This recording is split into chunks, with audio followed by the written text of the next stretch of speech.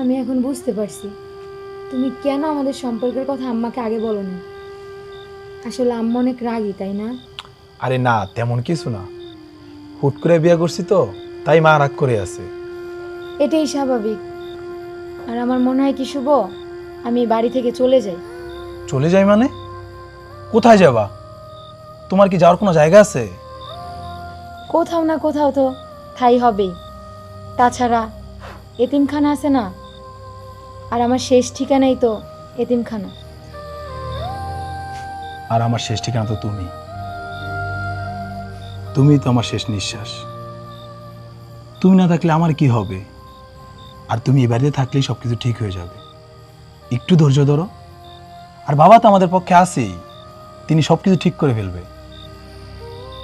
আর শোনো, তোমাকে একটা কথা বলি।